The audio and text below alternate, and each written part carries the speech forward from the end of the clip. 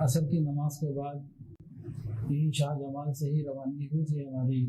عصر میں نے شاہ جمال نہیں پڑھی تھی، تو اس مسجد میں یہاں سے ہماری روانگی ہوئی سیدھا ڈیرہ غازی خان. ہمارا بیس کیمپ ہے. ہماری 3 جو ٹیمیں وہ روانہ ہوئی. لاہور سے ایک گئی سیدھا تونسا، وہاں الحمدللہ بیس کیمپ بنایا اور وہاں کے مختلف لوگوں سے ملاقات کر کے حالات دیکھ کے کچھ گھروں کی تعمیرات کا سلسلہ وہاں طے کیا. کچھ خریداری کے لیے، مٹیریل کی خریداری کے لیے وہاں ان کو کچھ پیسے دیے گئے اور کل سے مٹیریل کی خریداری شروع ہو چکی ہے الحمدللہ. اور کچھ گھر وہاں پہ جو ہم نے طے کیے ان کی مرمت اور چیزیں شروع ہو گئی ہیں. اور یہ ہمارے جو سوشل میڈیا کے مختلف چینل ہیں کل پرسوں سے وائرل ہونا شروع ہو جائیں گے. تونسا میں ہماری ٹیم نے، ہم لوگوں نے آپس میں واٹس ایپ سے جڑے ہوئے بھی ہیں، تو وہاں پہ ہم نے ایک RO پلانٹ لگانے کا بھی فیصلہ کیا ہے. پانی کا سیمپل لاہور آ چکا ہے.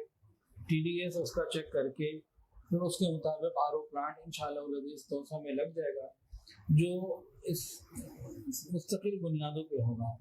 کسی کی بھی ضرورت ہو، سیلاب زدگان میں سے ہو یا نہ ہو، ہر ایک کی ہر وقت کی ضرورت کے لیے انشاءاللہ ہوگا. یہاں سے صاف پانی پہنچانا اور ان کو دینا یہ ٹائم ٹیکنگ بھی ہے اور ایکسپینسو بھی ہے. تو وہاں جب RO پلانٹ لگے ہوں گے تو اس میں یہ ہوگا کہ کوئی بھی شخص اپنا برتن لائے، پانی بھر کے لے جائے.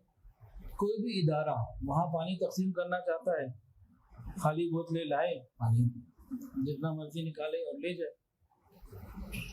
لوگ آ کے کر لیں تو ہر طریقے سے انشاءاللہ وہ خدمت کے لیے تیار ہوگا، تو اس میں آسانی ہوگی انشاءاللہ. اور اسی تونسا کے بیس کیمپ سے ہم ایک اور رپورٹ تیار کروا رہے ہیں. وہاں مساجد اور مدارس، ائمہ حضرات، مؤذنین حضرات، ان کی فہرست کہ مساجد اور مدارس کی تعمیر جہاں تک آسانی سے ممکن ہو سکے گی وہ، اور ان حضرات کی کچھ خدمت، کچھ ان کو نقد دے سکے اگر، تو انشاءاللہ تعالیٰ کچھ وہ دے دیں گے. یہ سب الحمدللہ کام شروع ہو چکا ہے. یہ ہماری جو ٹیم گئی تھی تونسا، یہ انہوں نے وہاں کیا. میں انشاءاللہ 8-10 دن میں دوبارہ جاؤں گا انشاءاللہ. باقی ہماری 2 ٹیمیں گئیں، وہ پہنچی ڈیرہ غازی خان والے بیس کیمپ میں. ایک تو ہماری الکحف کی انتظامیہ کی ٹیم تھی، میں خود تھا، اور دوسرا لاہور کے کئی مارکیٹوں کے تاجر حضرات تھے. کوئی صدر تھے کسی مارکیٹ کے، کوئی نائب صدر تھے، Montgomery road, steel sheet market اور میٹرو روڈ. تو اس طرح مختلف مارکیٹوں کے ذمہ دار لوگ تھے جن کے ساتھ پیچھے اور تاجر بھی ہیں. تو یہ آئے الکحف کے بیس کیمپ میں رہے اور ساری چیزوں کو اپنی آنکھوں سے دیکھا. اور ان کا تھا سروے کرنے کا کام. تو ہم نے ان کو مختلف بستیوں کے سروے کروائے، انہوں نے کیے سروے. اس کے بعد پھر یہ لوگ پورا دن ایک رات لگا کے سروے کر کے بہت سارے وہاں ہمارے معاملات ڈسکس ہوئے، مشورے ہوتے رہے. تو یہ لوگ پھر واپس آ گئے کہ ہم لاہور آ کے اپنے مزید لوگوں سے مشورہ کر کے اگلا کوئی لاہ عمل طے کریں گے انشاءاللہ. تو یہ ہوا. پھر ڈیرہ غازی خان جو بیس کیمپ ہے ہمارا، اس دن وہاں ہمارا میڈیکل کیمپ بھی تھا. 30 دیگیں اس دن ماشاءاللہ بنی اور تقسیم ہوئی. اور روزانہ وہاں پہ دیگیں بن رہی ہیں، کھانا تیار ہو رہا ہے. روزانہ کی بنیاد پہ مختلف علاقوں میں پکا پکایا کھانا بھیجا جا رہا ہے. اور وہاں RO پلانٹ ایک لگ چکا ہے الحمدللہ. کل میری بات ہوئی تھی، پلانٹ کی انسٹالیشن مکمل ہو چکی ہے، پانی نکلنا شروع ہو چکا ہے. آج سے انشاءاللہ تعالیٰ ایک تحریر ہم بنا لیں گے چھوٹی سی کہ بھئی RO پلانٹ خدمت کے لیے حاضر ہے. کوئی بھی شخص، کوئی بھی ادارہ، کوئی بھی فرد بلا کسی بھی تفریق کے پانی لے جا سکتا ہے. اس کے کچھ اوقات ہوں گے کہ بھئی اس ٹائم سے لے کے اس ٹائم تک. تو فی سبیل اللہ انشاءاللہ یہ ڈیرہ غازی خان میں پانی کا سلسلہ شروع ہو جائے گا. پھر وہاں جو ہم نے سروے کیے وہ بھی تعمیرات کے حوالے سے، تو اس کے اوپر بھی مشاورت چل رہی ہے. چیزیں آ رہی ہیں، اب گھر بنانے ہیں انشاءاللہ جتنے بھی اللہ بنوا دے. تو یہ انشاءاللہ کام ہے. پھر ہمارا تونسا کا کیمپ ہو یا ڈیرہ غازی خان کا کیمپ، یہ باقی تمام اداروں کے لیے کھلا ہوا ہے. بہت سارے ادارے ایسے ہیں یا اشخاص ایسے ہیں جو اپنے نام سے کام کرنا چاہتے ہیں، وہ اپنے نام سے کام کرے، ہماری جگہ حاضر. خود کہیں کرنا چاہیں تو خود کرنا. لیکن جو انفرادی طور پر لوگ جاتے ہیں نا اپنا سامان لے کے، یہ بڑا نقصان کرتے ہیں وسائل کا۔ اخلاص میں ان کی کوئی کمی نہیں ہے، لیکن پیسہ ضائع کر کے آتے ہیں،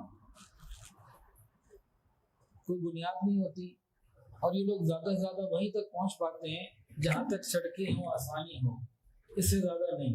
میں خود ایک بزنس مین ہوں، تو مجھے معلوم ہے ان تاجروں کے پاس تو مرنے کا بھی وقت نہیں،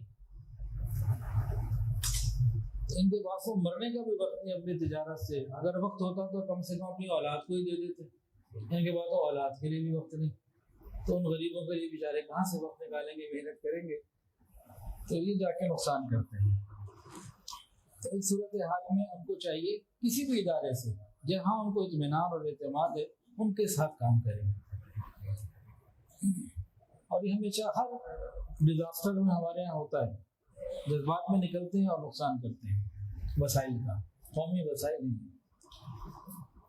اس کے علاوہ ہماری وہاں ڈیرہ غازی خان یعنی جنوبی پنجاب میں تعمیرات کے حوالے سے سروے چل رہے ہیں، تو اس کو ہم کریں گے انشاءاللہ۔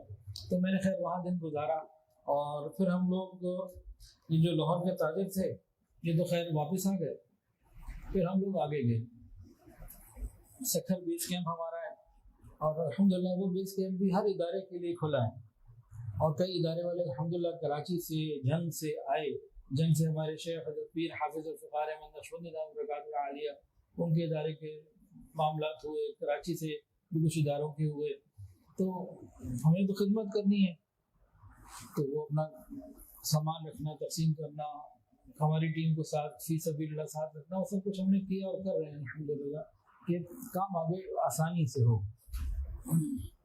ہم نے تو جگہ لی ہوئی ہے، اب کوئی نیا بندہ نئی جگہ لے 4 دن کے لیے پریشانی، تو اسی میں پلیٹ فارم مل جاتا تو آسانی ہو جاتی، تو وہاں ہم رہے، اور وہاں سے بھی اگلے دن ہم نے سفر کیا اندرون سندھ، بہت دور ایک علاقہ ہے جیکب آباد سے بھی آگے جا کے۔ اچھا مجھے پہلی دفعہ پتہ لگا جیکب آباد، یہ جان جیکب یہ عیسائی تھا، میرے علم میں یہ پہلی دفعہ بات ہے، کتابوں میں تو ہسٹری میں تو ہے، اور وہاں باقاعدہ اس کی قبر بھی بنی ہوئی، اور قبرستان بھی تھا اس میں، اس کی قبر باقاعدہ بڑی صاف ستھری بنائی ہوئی، اندر تو اب نہیں گئے، گاڑی میں اس کو خالی بس جا رہے تھے، وہاں ساتھی نے بتایا۔ تو جیکب آباد سے بہت آگے جا کے ایک بستی تھی اندرون سندھ کے اندر، وہاں پہ اس کا نام تھا باہو گوٹ، وہاں الحمدللہ تقریباً 500 کے قریب راشن تقسیم ہوئے، اور میڈیکل کیمپ لگایا جس میں ایک ہی دن میں 900 لوگ بھی آئے۔ وہاں مختلف حالات جب لیے، تو وہاں جب میں گیا، پھر اندرون بلوچستان بھی جب میں گیا، تو میں اپنی آنکھوں کی دیکھی ہوئی کارگزاری یہ بتا رہا ہوں کہ جنوبی پنجاب ان دونوں سے بہتر ہے، اور یہ جو علاقہ تھا یہ تو سیلاب کے آنے سے پہلے بھی لگتا ہے کہ سیلاب زدہ ہی جیسا تھا، مطلب آفت زدہ لوگ ہیں۔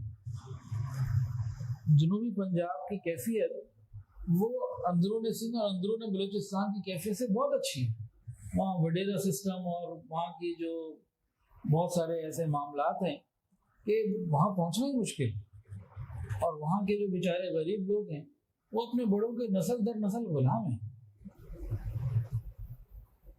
خیر وہاں ہم گئے، انتہائی غریب آبادی، اور حالت دیکھ کے لگ رہا تھا کہ یہ سیلاب سے تو پریشان ہے ہی، یہ سیلاب کے علاوہ بھی بیچارے پریشان تھے، اس سے پہلے بھی پریشان تھے۔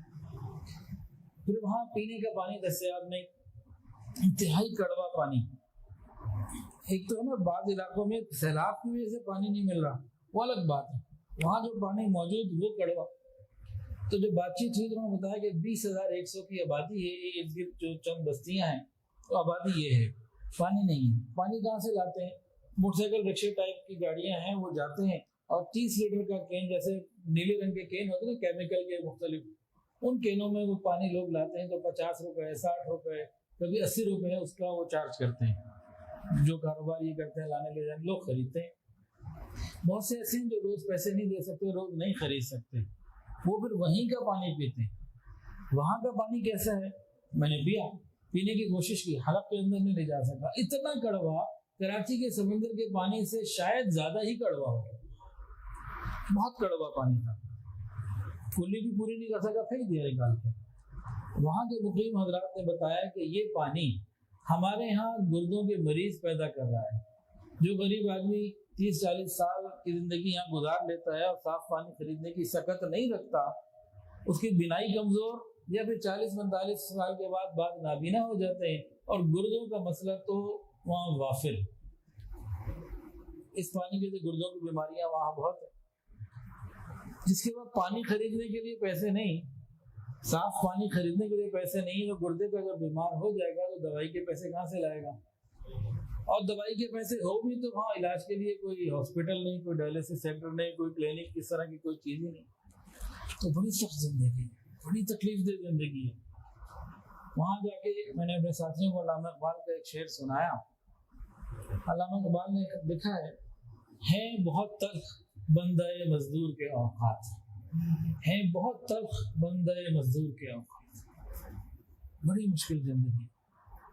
وہاں بھی پھر ہم نے مقامی لوگوں سے ملے اور کہا کہ ادھر ہم ایک RO پلانٹ لگانا چاہتے ہیں، لیکن وہاں کے مسائل یہ ہیں کہ اگر پلانٹ لگا دیں کل کو اٹھا کے لے جائے، وہاں تو معاملات ہی کچھ اور ہیں، وہ جو کیمرے پہ بیان نہیں میں کر سکتا۔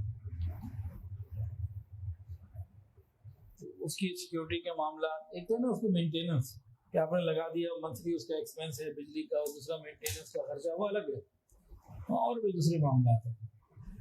اب اس کے لیے ہم دیکھ رہے ہیں کہ کیا پلان کریں، کرنا تو ہے تو انشاءاللہ اللہ کروائیں گے۔ تو وہاں ہم نے ایک طے کیا ہے، انشاءاللہ اللہ کے فضل سے وہاں بھی کام کریں گے، لیکن باقی تحفظات ہمارے طرح کسی طرح کور ہو جائیں، وہ تیار تھے، کچھ بن جائے گا سلسلہ انشاءاللہ۔ علاقے کے لوگوں کو، بعض سا لوگوں کو بلا کے بٹھا کے ان سے کوئی اسٹیمپ وغیرہ اسٹیمپ پیپر پہ لکھوائیں گے، کریں گے۔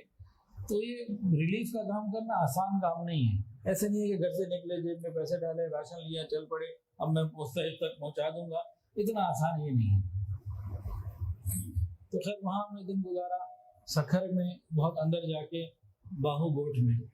حالات دیکھیے، بہت تکلیف دہ حالات، اور بیچاروں کو دین کی سمجھ اور دین کی تعلیم میں بھی بہت کمی ہے، بہت کمی ہے۔ خیر ہم وہاں سے واپس آئے تو سکھر سے پہلے ایک قبرستان ہے، ایک علاقے کا نام ہے محبوب گوٹ، محبوب گوٹ۔ تو وہاں آبادی کے اندر ایک قبرستان ہے، اس کے اندر 3 صحابہ کرام رضوان اللہ تعالی علیہم اجمعین کی قبریں موجود۔ ان میں سے ایک تو ہے عمر ابن عبسہ رضی اللہ تعالیٰ عنہ، وہاں حاضری ہوئی، اور 2 اور ہیں۔ ایک کے بارے میں تو کسی کو اختلاف نہیں ہے، اور 3 کے بارے میں بعض کہتے ہیں کہ 3 ہے اور بعض کہتے ہیں کہ 1 ہے، لیکن حضرت مولانا پیر عزیز الرحمان ہزاروی رحمۃ اللہ علیہ بڑے مستند بزرگ گزرے ہیں قریب کے زمانے میں، کراچی راولپنڈی کے، اور حضرت شیخ الحدیث مولانا زکریا رحمۃ اللہ خلیفہ تھے اور بڑے مستند لازمی، انہوں نے 3 کے بارے میں بات کی کہ 3 ہیں۔ اور وہاں پہ 45 تابعین ہیں، 45 تابعی کسے کہتے ہیں؟ جنہوں نے صحابہ کو دیکھا۔ صحابی کنہیں کہتے ہیں؟ جنہوں نے رسول اللہ صلی اللہ علیہ وسلم کو دیکھا۔ تابعی ان کو کہتے ہیں جنہوں نے صحابہ کرام کی زیارت کی، اور تبع تابعین ان کو کہتے ہیں جو تابعین کی زیارت کی۔ تو اس قبرستان کے اندر، وہ 12 ایکڑ کے اوپر قبرستان ہے، محبوب گوٹ سکھر کے بالکل قریب ہے۔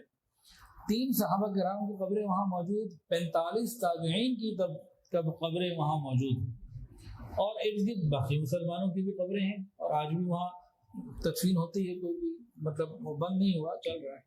تو بہت قدیمی قبرستان ہے، یہاں حاضری ہوئی، اور پھر ہم واپس آئے تو خوب تھکے ہوئے تھے، 5 گھنٹے جانا، پھر 5 واپس آنا، تقریباً نہیں 4 گھنٹے، اگلے دن 5 گھنٹے تھے، تو 8-9 گھنٹے کا 8 گھنٹے کے زیادہ کا سفر تھا۔ سفر کے دوران سفر، پھر آگے کھانا وانا کھایا، پھر سو گئے۔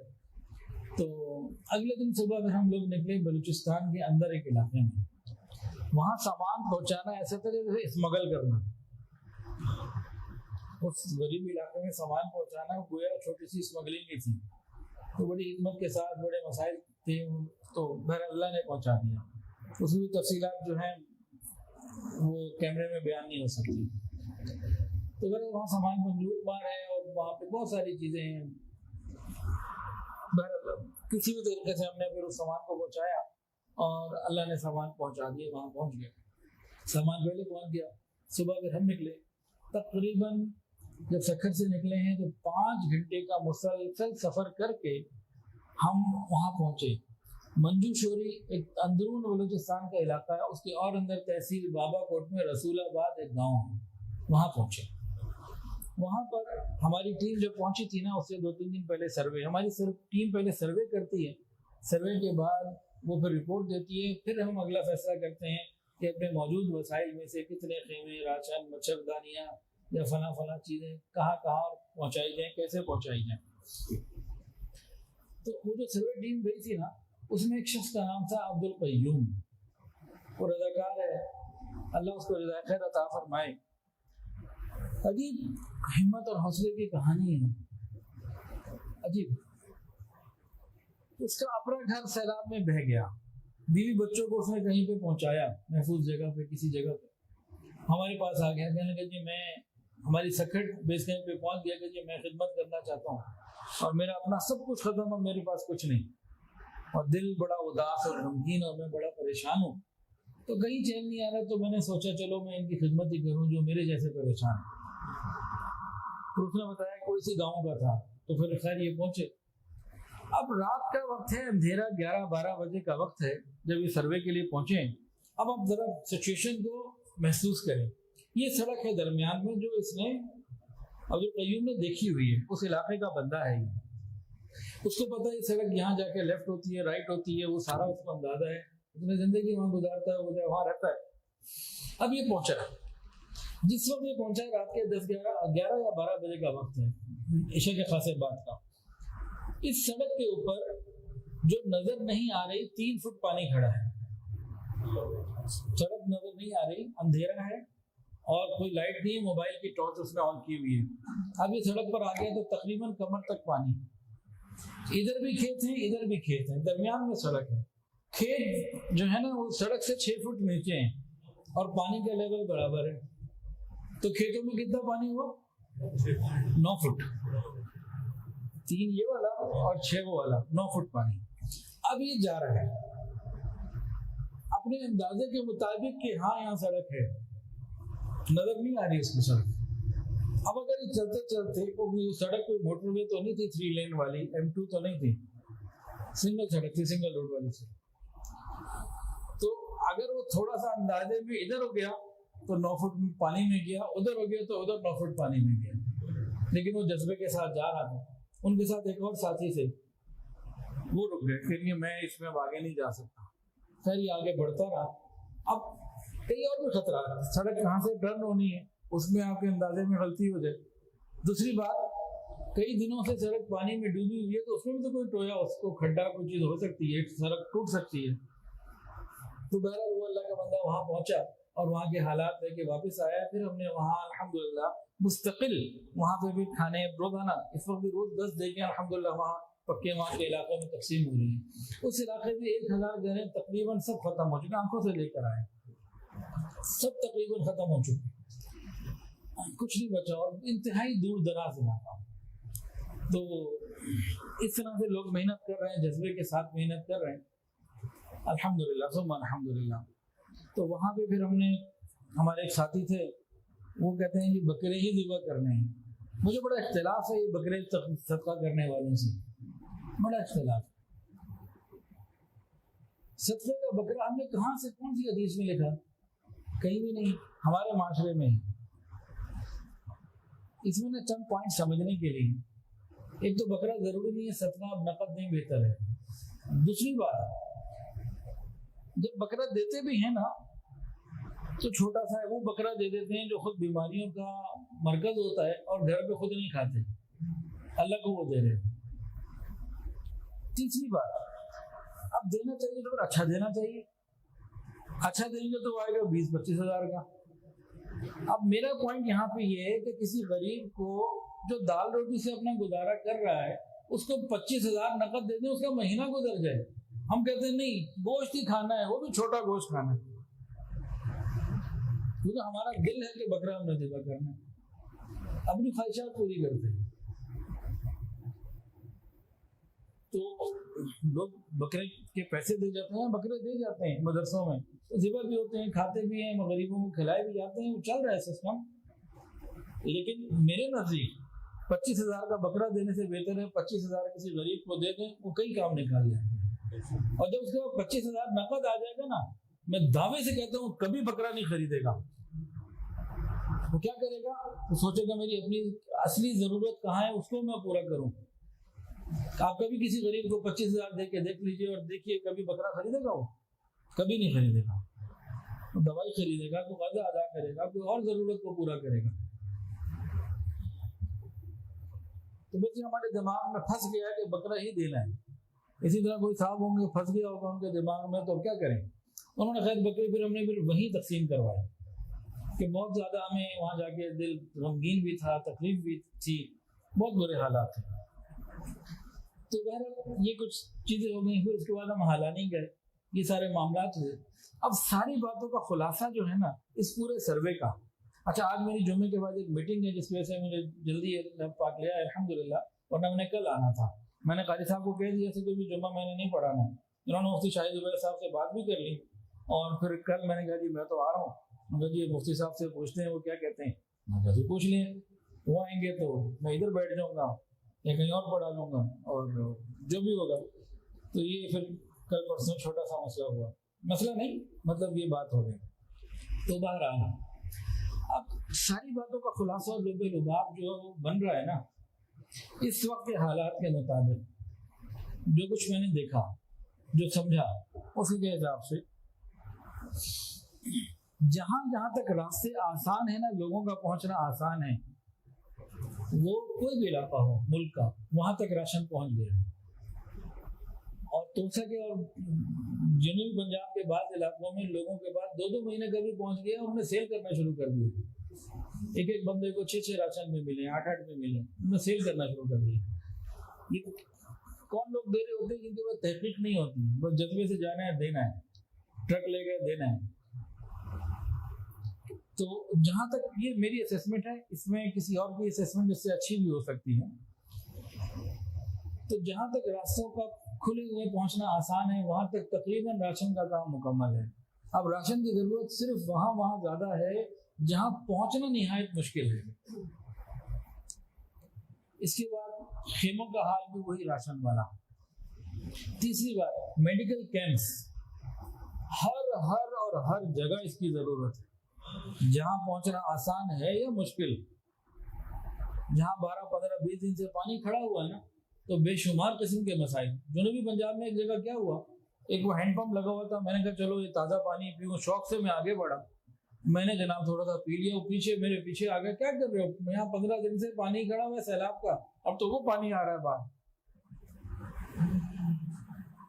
تو خاموش ہو گیا.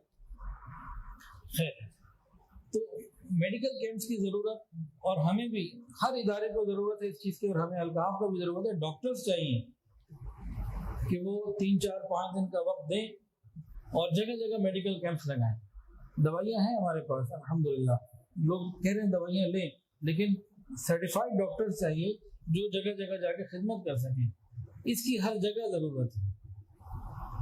اور چوتھی بات جو اگلی ہے وہ کیا, پاکستان کی تعمیر نو, ان گھروں کو دوبارہ سے بنانا, اس پر فکر کرنا. اب کوئی گھر 1.5 لاکھ کا بھی بنے گا, کوئی 2.5 کا بنے گا, کوئی 4-5 لاکھ کا بنے گا, کوئی 7-8 لاکھ کا بھی بنے گا. ہر گھر الگ کیس ہے. کوئی ایک کرائیٹیریا یا کوئی ایک فارمولا قطعاً اپلائی نہیں ہو سکتا. میں نے جو گھر دیکھے, بعض گھر ایسے تھے 100% ملیا میٹ ہو چکے, ان کے بعد کچھ نہیں بچا. بعض ایسے تھے کہ انہوں نے محسوس ہوا کہ پانی آنے والا ہے, انہوں نے خود لوہے کے گارڈر اور TRN وغیرہ اتار کے رکھ لیے. ان کو کسی نے سمجھایا ہوگا یا خود ان کو دل میں آئی, اللہ نے ڈالا, وہ انہوں نے محفوظ رکھ لیے. بعض گھروں میں کچھ اینٹیں بھی موجود ہیں. تو ہر کیس الگ ہے. برابر بھی 2 گھر ہیں تو دونوں الگ الگ کیس ہیں. تو ایک کرائیٹیریا طے نہیں کر سکتے. پھر کسی کے پاس مزدوری کے پیسے ہیں, کسی کے پاس مزدوری دینے کے لیے بھی پیسے نہیں ہیں, تو یہ مختلف چیزیں ہیں. پھر ایک کمرے کا گھر کم سے کم اس وقت جو ہے نا 1-1.25 لاکھ کا ہمارے اندازے کے مطابق ہے. 2 کمروں کا گھر وہ 2.5 لاکھ 2.25 لاکھ کے قریب کہیں بنے گا. اور پھر یہ ڈپینڈ کرتا ہے مٹیریل کے اوپر. بعض علاقوں میں ہر علاقے کے مٹیریل کا بھی فرق ہے, کہیں بلاک ہے کہیں اینٹ ہے. تو اسی طرح زیادہ تر 4.5 لاکھ روپے کے قریب کے گھر بنیں گے 2 کمروں کے.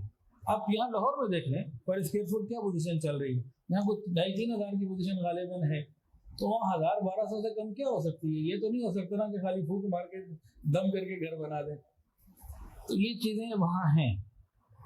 اور اس سلسلے میں میری یہ خواہش یہ ہے، گزشتہ جمعے بھی میں نے کہا، آج بھی عرض کر رہا ہوں کہ جو ادارے ہیں نا، یہ مل کے کوئی پلاننگ کریں تو کام زیادہ بہتر ہوگا، جلدی ہوگا. علاقے ڈسٹریبیوٹ ہو جائیں، یہ کوئی ایسی پلاننگ ہو کہ بھئی ہمارے پاس ورکنگ ہے، یہ ورکنگ میں فلانے دوسرے ادارے سے شیئر کر لوں، وہ اپنی شیئر کر لیں، تو اس میں آسان ہو جائے گا کام. اس وقت پاکستان کو دوبارہ تعمیر کرنے کے لیے یہ دینی ادارے جتنے ہیں نا جو ویلفیئر کا کام کر رہے ہیں، انہیں متحد ہو جانا چاہیے، مل جل کے کام کرنا چاہیے. تو یہ کام آسانی سے ہو جائے گا، وسائل ضائع نہیں ہوں گے. اور ایک مسئلہ پتہ کیا ہے، ایک یہ بھی ہے کہ جو آدمی 6 راشن جمع کر کے بیٹھا ہے، وہ گھر بھی 3 جگہ سے کیش کروا لے گا کہ بھی فلانا ادارہ ہے، ان سے بھی لے لو، ان سے بھی لے لو، ان سے بھی لے لو. تو اس کا بھی کوئی اچھا انتظام ہونا چاہیے کہ بھئی 3 ادارے 3 الگ الگ لوگوں کے گھر بنائیں، 3 ادارے ایک ہی آدمی کو پیسے نہ دے پائیں. تو یہ سب بہت پلاننگ کرنے کا، سوچ سمجھنے کا کام ہے، اتنا آسان نہیں ہے، مشکل کام ہے. اور اسی طرح جتنے بھی دینی ادارے اس وقت کچھ ایسے تھے جو پہلے بھی ویلفیئر کا کام کرتے تھے، بیت السلام، اور کچھ ایسے ہیں جو اس اچانک ڈیزاسٹر کے اندر وہ آئے ہیں، ایسے بہت سارے نام ہیں. ان سب سے میری درخواست یہ ہے کہ جتنے بھی دینی ادارے، مسجد مدرسے والے، دینی لوگ ویلفیئر میں آ گئے، اب اس کام کو وہ کبھی نہ چھوڑیں، عوام کی خدمت کو باقی رکھیں، عوام اور علماء کا جوڑ باقی رہے. اس سے باطل کی قوت ٹوٹے گی. بہت ساری باتیں ہیں کرنے والی، تو یہ چند باتیں ہیں جس کو یہ مختصر وقت میں کر سکا ہوں. اور آخری بات جو آج کرنی ہے وہ کھیل سے متعلق. کھیل ہی کھیل میں پاکستان کے دشمن ہمارے ساتھ کھیل رہے ہیں، کھیل ہی کھیل میں ہمارے ساتھ کھیل ہو رہا ہے، ہم سے کھیلا جا رہا ہے. کرکٹ کیا ہے؟ یہ کھیل ہے بس. اس کے علاوہ اس کا نہ جنت سے کوئی تعلق، کبھی کہیں آپ کو نہیں ملے گا کہ اگر پاکستان نے ورلڈ کپ جیت لیا تو اس کو جنت میں خاص کوئی عالیشان جگہ ملے گی پاکستانیوں کو، ٹیم کو. ایسا کچھ نہیں ہے. ایک کھیل ہے جس میں بہت سارے گناہ بھی موجود ہیں، اسے بچنے کی بھی ضرورت ہے. تاہم ہم باقی باتوں کو چھوڑ کے لوگوں کو اپنے پاکستان کے ساتھ کھیلنے نہ دیں. دشمنوں، پاکستان اور انڈیا ہمارا اصلی دشمن ہے. اس کے ساتھ جذبات میں بہت کچھ اوپر نیچے ہو جانا، وہ ایک الگ ہمارے جذبات کا تقاضا ہے. اس سے کرکٹ ہو یا نہ ہو، وہ جذبات ہمارے کرکٹ کی وجہ سے نہیں ہے. لیکن چند دن پہلے افغانستان اور پاکستان کے میچ میں جو کچھ ہوا، اور اس سے ملک دشمن عناصر کیا چاہتے ہیں کہ جس طرح ایک پڑوسی ہمارا دشمن ہے اور اس کے ساتھ وہ ہمارے جذبات ہیں، اس پڑوسی کے ساتھ بھی وہی جذبات بنا دو. یہ دونوں بھائی ہیں، دونوں مسلمان ہیں، کرکٹ کی وجہ سے ان میں دوری پیدا کر دو. تو چند بیوقوفوں کی باتوں کو ہم ڈسکس بھی کریں، اور اس کی وجہ سے کسی مسلمان ملک کے لیے نفرت کے کلمات ہمارے دلوں میں آ جائیں، جذبات پیدا ہو جائیں، ہم اپنے پاؤں پہ اپنے ہاتھوں سے کلہاڑیاں مارنے والے بن جائیں گے. زمبابوے بھی ایک ملک ہے، غیر مسلم ملک ہے، اس کی بھی کرکٹ ٹیم ہے، ان سے بھی میچ ہوتا ہے. تو ہار جیت تو کوئی چیز نہیں ہے، تو چلتی رہتی ہے. تو وہاں تو دشمنی نہیں ہے نا. وہاں اگر ہم دشمنی کریں گے تو فوراً آئے گا بھائی کیوں تو دشمنی کر رہے ہیں. تو یہ پاکستان ہے، افغانستان ہے، سعودی عرب ہے، ملیشیا ہے، انڈونیشیا ہے، دبئی ہے، یو اے ای ہے، قطر ہے. یہ سب کیا ہے؟ سب مسلمان آپس میں بھائی ایک ہے.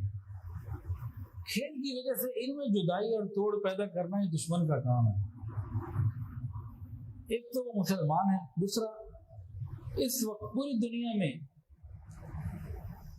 اسلامی طرز حکومت اگر آپ دیکھیں نا، جو قرآن و سنت کے قریب ترین ہے وہ وہیں پر ہے. اس کے علاوہ ہمارا کتنا بڑا بارڈر ان کے ساتھ جڑا ہوا ہے، تو ہمیں تو ان کے ساتھ ایک ہو کر اس خطے کو مضبوط کرنے کی ضرورت ہے، اور سبھی کو مل کے کرنے کی ضرورت ہے، تمام ممالک کو، مسلم ہے غیر مسلم. تو کھیل کی وجہ سے دلوں میں کسی بھی ملک کے لیے نفرت کے جذبات کا پیدا ہو جانا، کوئی بھی ملک ہو، آج افغانستان کی بات ہے نا، کسی زمبابوے کے لیے پیدا ہو جائے وہ بھی غلط ہے، ملک کے لیے نقصان دہ۔ انڈیا کا معاملہ کچھ اور ہے، اس کا تعلق کھیل سے نہیں ہے، تو کھیل کی حد تک محدود رکھیں۔ یہ باتیں سمجھنے سمجھانے کی ہیں، ذکر کرنے کی ہیں۔ اگر ہم اس نظر سے دیکھیں کہ ہمارے ملک کے دشمن بہت ہیں اور ہر وقت وہ اس ملک کو نقصان پہنچانے کے درپے ہیں، کوئی چھوٹی سے چھوٹی بات جانے نہیں دیتے، اس نظر سے دیکھیں تو یہ بات واقعتاً سوچنے سمجھنے والی ہے، اپنے بچوں کو بتانے والی ہے، سمجھانے والی ہے۔ کھیل کھیل ہے، جیسے ایک خاندان ہے، چند بھائی رہتے ہیں، ہم سب کے بچے ہیں، کھیل رہے ہیں تو ہار جیت ہوتی ہے۔ ان بچوں کی لڑائی کو اگر بڑے اپنی دشمنیاں بنا لیں تو کیا کہیں گے؟ بیوقوف ہیں۔ تو وہ چند تماشبینوں کی اور ناسمجھ لوگوں کی لڑائی کو، جذباتی باتوں کو ہم کبھی بھی کسی بھی ملک کے لیے نفرت کے جذبات کا ذریعہ نہ بننے دیں۔ اس وقت پورے احساس کے ساتھ، فکر کے ساتھ، حب الوطنی کے ساتھ، پاکستان کے فکر کے ساتھ زندہ رہنے کی ضرورت ہے۔ یہ ایک آزاد ملک ہمارے لیے آزادی بڑی نعمت ہے، ہمیں اس کی ہر اعتبار سے قدر بھی کرنی ہے اور اس کی حفاظت بھی کرنی ہے۔ اللہ تعالیٰ ہمارے ملک پاکستان کی حفاظت فرمائے۔ وآخر دعوانا